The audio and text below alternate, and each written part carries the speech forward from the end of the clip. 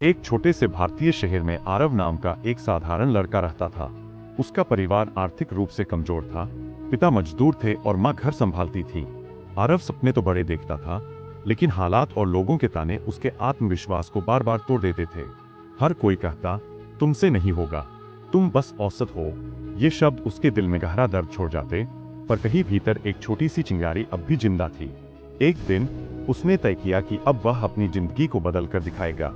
उसने खुद से वादा किया, चाहे कितनी भी मुश्किल आए, मैं मेहनत और अनुशासन नहीं छोड़ूंगा। सुबह जल्दी उठकर पढ़ाई, शारीरिक व्यायाम, आत्म सुधार। धीरे धीरे उसने अपनी आदतें बदलनी शुरू की। रास्ता आसान नहीं था, असफलताएं मिली, लोग हंसे, दोस्त दूर हो गए। कई रातें वह चुपचाप रोता रहा, लेकिन उसने हार नहीं मानी। समय बीतता गया और कॉलेज में एक प्रतियोगिता का दिन आया। सबको लगा कि आरव फिर से पीछे रह जाएगा, लेकिन इस बार वह डरा नहीं। मंच पर खड़े होकर उसने अपने संघर्ष और उम्मीद की कहानी सुनाई। उसकी आवाज भले ही हल्की कांप रही थी, पर उसके शब्द सच्चे थे।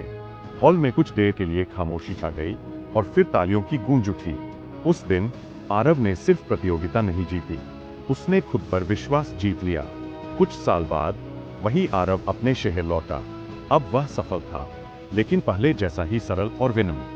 वह युवा बच्चों के सामने खड़ा होकर बोला, सफलता का मतलब सिर्फ चमकना नहीं, अंधेरों से बाहर निकलने का साहस जुटाना है। जिंदगी हमें तोड़ती नहीं, हमें मजबूत बनाती है। बस हमें हार मानने की जगह मेहनत को चुना होता है। उसकी बातें सुनकर कई युवाओं की आंखें नम हो गईं, लेकिन दिल में एक नई आग जल उठी। वे समझ गए कि सीमाएं बाहर नहीं होती, वे हमारे अंदर होती है।